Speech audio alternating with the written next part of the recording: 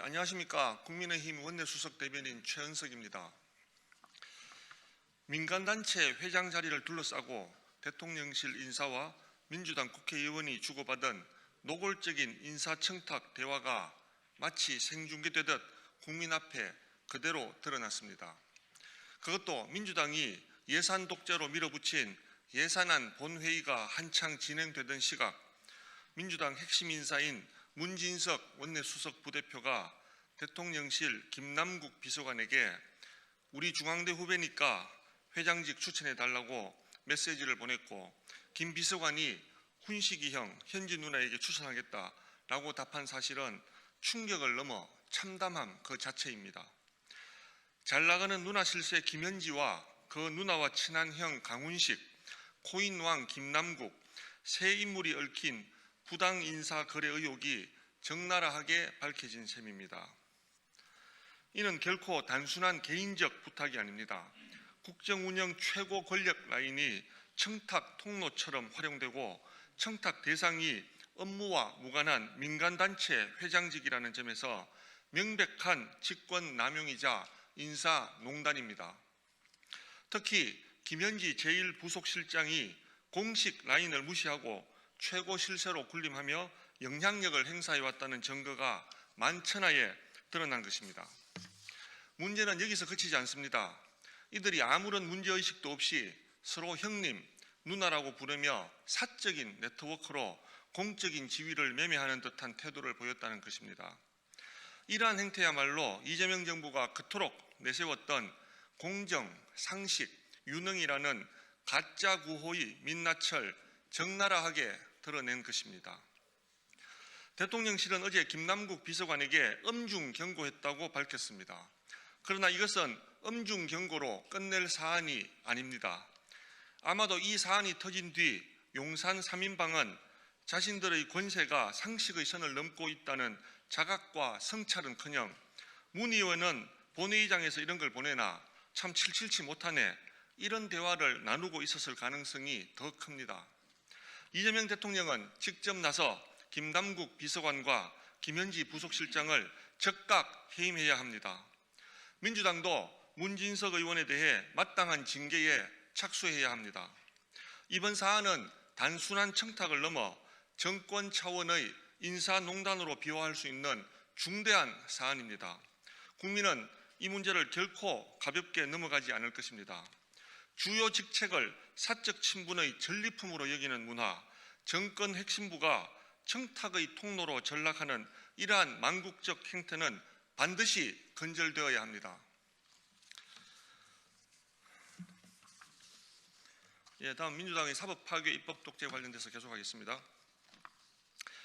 민주당이 법사위에서 내란 특별법, 법 왜곡죄 신설법, 그리고 공수처법 개정안까지 국민과 사법부, 야당의 엄중한 경고를 무시한 채 기습적으로 강행 처리했습니다.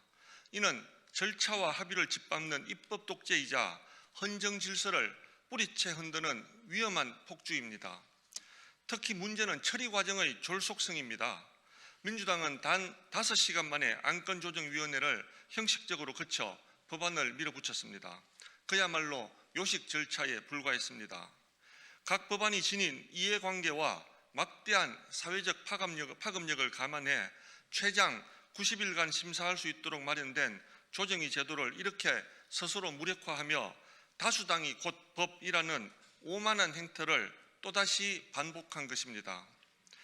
민주당이 추진하는 내란특별법은 12.3 비상계엄 사건을 겨냥해 특정 사건과 특정 인물만을 재판하는 특별재판부를 만들겠다는 법입니다. 심지어 내란 전담 영장 판사까지 별도로 임명해 사법부를 정치적 목적에 따라 재편하겠다는 위험한 내용을 담고 있습니다. 법 왜곡죄 신설 역시 민주당의 입맛에 맞지 않는 결정을 내린 판검사를 언제든지 처벌할 수 있도록 만든 명백한 사법부 길들이기 법안입니다. 여기에 공수처법 개정안은 판검사를 모든 범죄의 수사 대상으로 확대함으로써 사법부 전체를 소나기에 넣겠다는 의도를 노골적으로 드러내고 있습니다.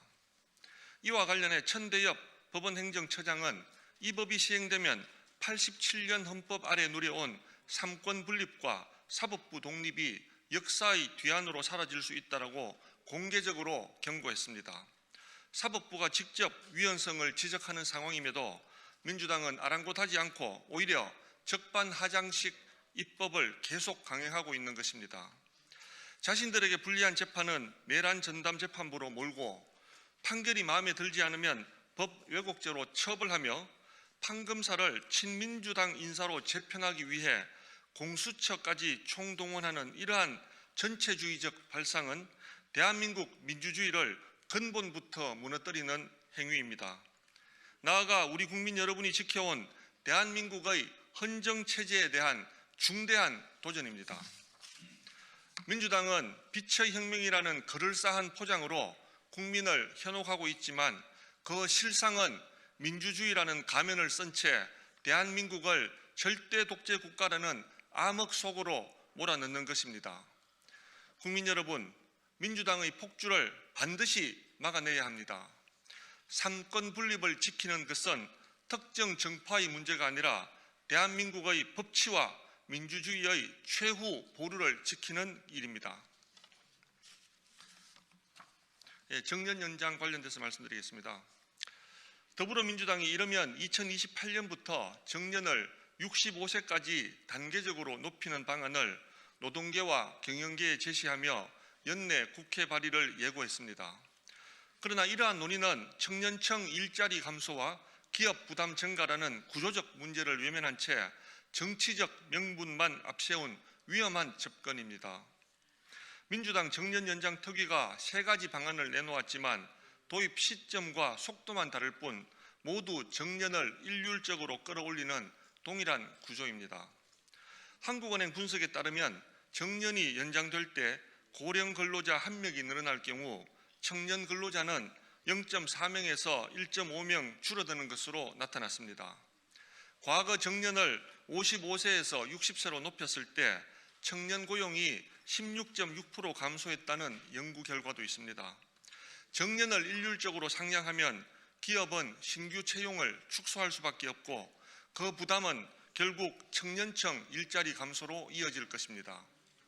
상당수 기업이 여전히 연공형 임금 체계를 유지하는 상황에서 정년만 늘어나면 고임금 근속자 비중이 급증해 인건비 부담은 감당하기 어려운 수준으로 치솟을 수밖에 없습니다. 실제로 60세 정년제 도입 당시에도 임금 피크제를 둘러싼 갈등과 소송이 잇따르며 큰 사회적 혼란을 초래했습니다. 더불어민주당이 최근 강행한 노란봉투법과 상법 개정안 등 반기업 입법으로 투자 환경이 이미 급속히 위축된 상황에서 정년 연장까지 일괄적으로 밀어붙인다면 이는 노동개혁이 아니라 사실상 기업 죽이기입니다. 정년 연장의 혜택이 대기업, 공공기관 정규직에 집중된다는 점도 간과할 수 없습니다.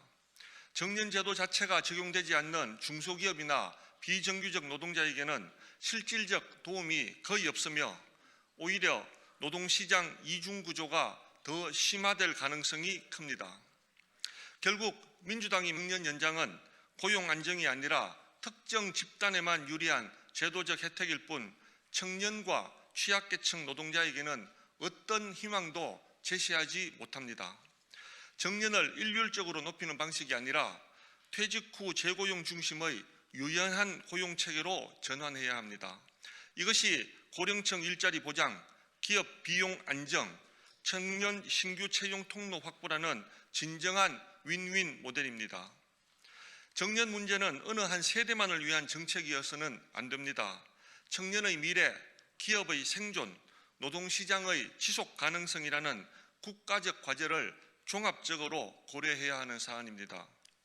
그러나 민주당의 접근은 이러한 균형과 정교함을 전혀 담지 못한 채 속도와 정치적 명분에 치우친 조급한 방식으로 흐르고 있습니다. 청년과 기업의 목소리를 외면한 일방적 제도 개선 추진을 즉각 중단하고 퇴직 후 재고용 방식을 포함한 다양한 대안을 면밀히 재검토해야 합니다. 그렇지 않으면 그 대가는 결국 우리 사회 전체, 특히 미래 세대와 지금도 고군분투 중인 기업들이 떠나 우리 대한민국의 경제를 암울하게 만들 것입니다. 네, 감사합니다.